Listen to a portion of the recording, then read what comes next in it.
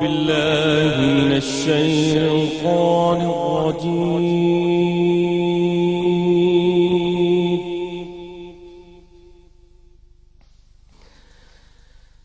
بسم الله الرحمن الرحيم.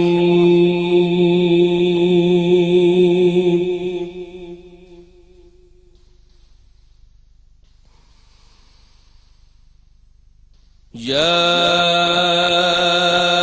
أيها الناس اتقوا ربكم الذي خلقكم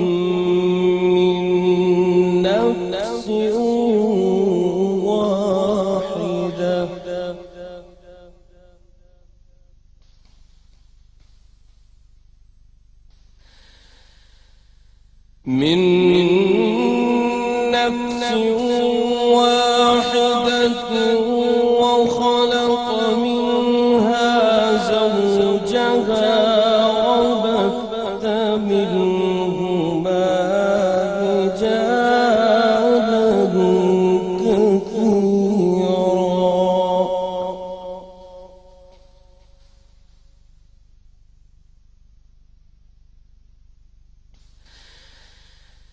من نفس واحدة وخلق منها زوجها وبث منهما رجالا كثيرا ونساء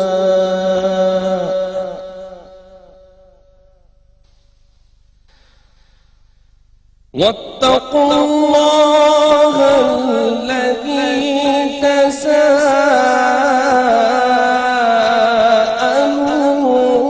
به والأرحام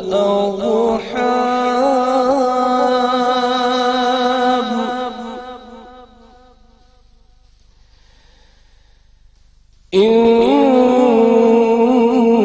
الله كان عليكم رقيبا. صدق الله العظيم. ترجمہ. شروع اللہ کے نام سے جو بڑا مہربان اور نہایت رحم کرنے والا ہے. اے لوگو، اپنے رب سے ڈرو جس نے تمہاری پیدائش کی ابتدا ایک جان سے کی، پھر اسی سے اس کا جوڑ پیدا فرمایا، پھر ان دونوں میں سے بکثرت مردوں اور عورتوں کی تخلیق کو پھیلا دیا. اور ڈرو اس اللہ سے جس کے واسطے سے تم ایک دوسرے سے سوال کرتے ہو، اور قرابتوں میں بھی تقوی اختیار کیا کرو. بے شک اللہ تم پر نگہبان ہے. وآخر دعوانا ان الحمدللہ رب العالمین. بے شک، اور اسی رحمان اور کریم کے نام کے ساتھ کہ جس کے نام اور جس کے ذکر سے ہماری ہر صبح ہر سحری ہماری سجتی ہے. آج پھر میں آپ کو خوش آمدید کہوں گی اپنی سحری ٹرانسمیشن میں، اور السلام علیکم کہوں گی. آج کی ہماری سحری ٹرانسمیشن رمضان عشق ہے میں جس موضوع کا انتخاب کیا ہے وہ موضوع بہت برمحل ہے. اسے کہ جہاں روزوں کی فرضیت بیان ہوئی تو ہمیں اللہ پاک کی طرف سے بتایا گیا کہ اے ایمان والو، تم پر روزے فرض کیے گئے جیسے تم سے پہلے امتوں پر فرض کیے گئے تھے تاکہ تم متقی ہو جاؤ. تو روزے کی جو فرضیت ہم پہ بیان کی گئی اس کے ساتھ بھی ہمیں بتایا گیا کہ اس کو عائد کرنے کی، اس کو فرض کرنے کی جو ضرورت تھی وہ یہ تھی کہ ہم متقی ہو جائیں. اور آپ صلی اللہ علیہ وسلم کی حدیث مبارکہ کے مطابق کہ جو شخص روزہ رکھ کے بھی جھوٹ بولنا نہ چھوڑے تو اللہ تعالیٰ کو اس سے کوئی غرض نہیں کہ وہ بھوکا اور پیاسا رہے. ہمیں جاننا ہے کہ آخر وہ کیا کیفیت ہے جو اللہ تعالیٰ ہم سے چاہ رہا ہے، اور یہ جو تقویٰ جس کیفیت کا نام ہے یہ ہے کیا. یہی ہمارا آج کا موضوع ہے. اسی کو ہم جانیں گے اور اسی کو اپنے اندر پیدا کرنے کی کوشش کریں گے اور دعا کریں گے کہ اللہ تعالیٰ ہمیں متقین میں صالحین میں شامل کر لے, کہ یہی وہ لوگ ہیں جن کے لیے جنت کی, باغات کی, بہشتوں کی, نیک انجام کی بشارتیں ہیں. اور یقین کیجئے قرآن پاک میں جگہ جگہ یہ بشارتیں ہیں. اتنی دفعہ اللہ تعالیٰ نے یہ بشارت دی ہے ان تمام لوگوں کے لیے کہ جو نیک اعمال لے کر آئیں گے, جو متقی ہوں گے. اور تقویٰ کو مختلف انداز میں استعمال کیا گیا. آج وہ تمام چیزیں میں اپنے سوالات کے ذریعے سے اپنے اسکالرز کے سامنے رکھوں گی تاکہ زندگی میں جو ہم سے بھول ہوتی ہے نا, خطا ہوتی ہے, ہم ان کو بھی بہتر کر سکیں اور ان سے بھی معافی مانگ سکیں. لیکن اس سے پہلے کچھ چیزیں میں آپ کے ساتھ ضرور شیئر کرنا چاہوں گی. ایک سورۃ البقرہ میں ہی اللہ تعالیٰ نے خود بتایا ہے کہ اللہ تعالیٰ کے ساتھ وفاداری محض یہ نہیں ہے کہ تم مشرق اور مغرب کی طرف رخ کر لو, بلکہ وفاداری ان کی وفاداری ہے جو اللہ پر, یوم آخرت پر, فرشتوں پر, کتاب پر, نبیوں پر صدق دل سے ایمان لائیں اور اپنے مال کو اس کی محبت کے باوجود قرابت داروں, یتیموں, مساکین, مسافروں, سائلوں اور گردنیں چھڑانے میں خرچ کریں اور نماز قائم کریں اور زکوٰۃ دیں. اور جب کوئی معاہدہ کر بیٹھیں تو اپنے عہد کو پورا کرنے والے ہوں, خاص کر وہ لوگ جو فقر و فاقہ اور جسمانی تکالیف اور مشقت اور جنگ کے اوقات میں ثابت قدم رہے. یہی لوگ ہیں جنہوں نے راست بازی دکھائی اور یہی وہ لوگ ہیں جو سچے متقی ہیں. ان تمام چیزوں کے بعد ہمیں مزید کوئی شرح جاننے کی ضرورت نہیں رہتی کہ آخر متقی کون لوگ ہوتے ہیں, لیکن ہمیں یہ ضرور جاننا ہے کہ تقویٰ, ہمارا ایمان جو ہے نا, تقویٰ ڈرنے کا, بچنے کا, رکنے کا نام ہے. لیکن کن چیزوں سے؟ قرآن پاک میں ہمیں جو چیزیں بتائی گئی ہیں وہ دو طرح کی ہیں, ایک عوامل ہیں, ایک نواہی ہیں. عوامل وہ ہیں جن کو کرنے کا حکم ہے, نماز دو, زکوٰۃ دو, یتیم و مساکین کی مدد کرو, اپنے اخلاق کو بہتر رکھو, اپنے لوگوں کے ساتھ اچھا حسن سلوک کے ساتھ پیش آؤ اور زندگی میں حق ادا کرو لوگوں کا اور اللہ کا جو کہ ہے. جن چیزوں سے روکا گیا وہ نواہی میں آتے ہیں. سو تقویٰ یہ ہے کہ جو اللہ تعالیٰ نے کہا اختیار کرنے کو اسے پکڑنا ہے, جو اس نے کہا چھوڑنے کو اسے چھوڑنا ہے, اور یہ ماہ مبارک اسی تربیت کے لیے آیا ہے. سو آج ہم اس کے بارے میں بہت سارے سوال اپنے اسکالرس کے سامنے میں رکھیں گے. اور یہ بھی لگتا ہے نا بعض اوقات ہمیں کہ ایک شاید کوئی ظاہری حلیہ ہوگا, کوئی ایک متقی شخص جو ہے وہ کسی ایک خاص وضاحت میں, کسی خاص انداز میں, کسی ایک خاص طرز تکلم میں, کسی ایک خاص ڈپارٹمنٹ میں, شعبے میں نظر آئے گا. تو کیا ایسا ہے؟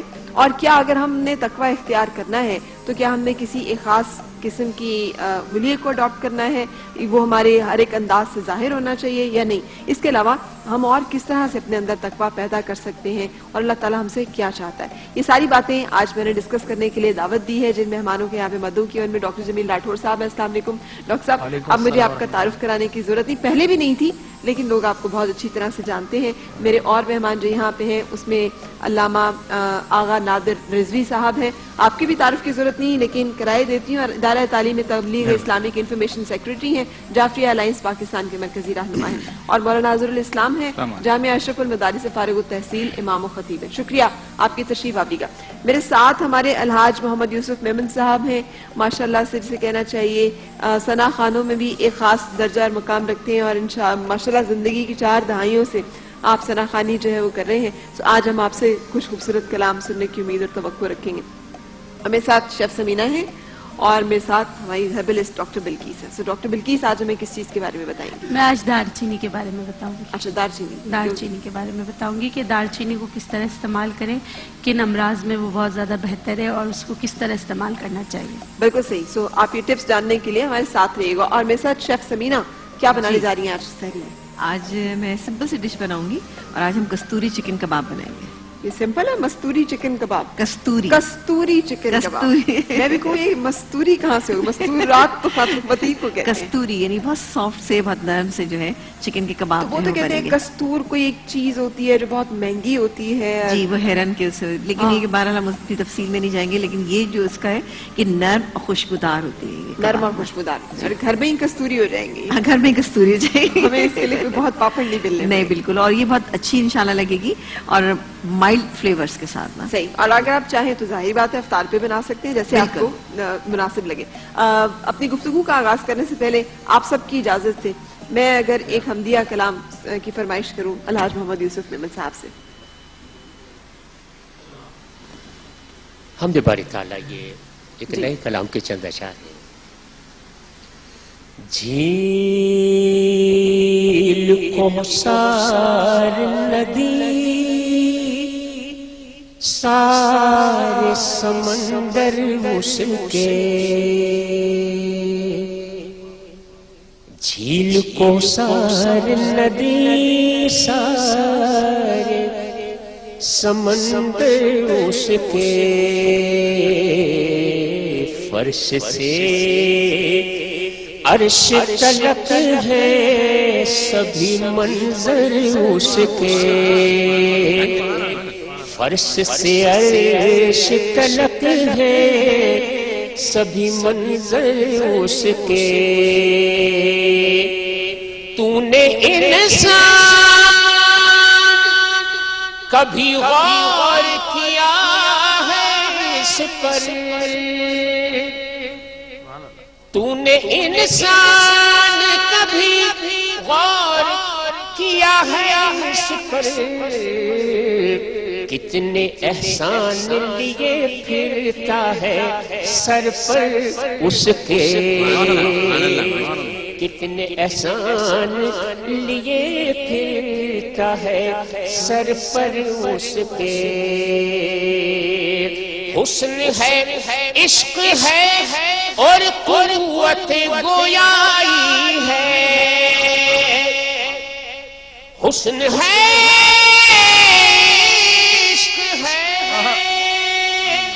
اور قوت گویائی ہے، کوئی دیکھے تو تراشے ہوئے پیکر اس کے، کوئی دیکھے تو تراشے ہوئے پیکر اس کے، اس کے الطاف و عنایات سے حاضر ہے یہاں، اس کے الطاف عنایات سے حاضر ہے یہاں، سامعین اس کے ہیں یہ سارے سخنور اس کے، سامعین اس کے ہیں یہ سارے سخنور اس کے۔ اب رہا اسی دم مل گیا مٹی میں غرور، اب رہا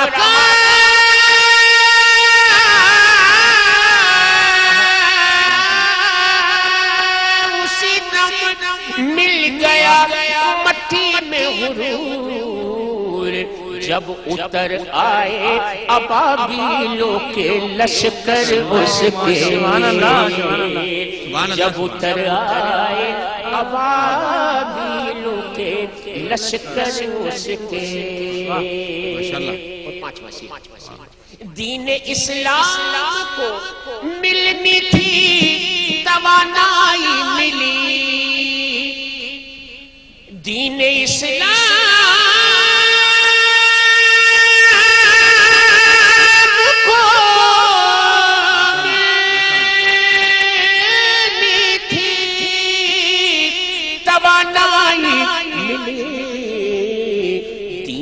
کے کام جب آئے تھے 72 اس کے، دین کے کام جب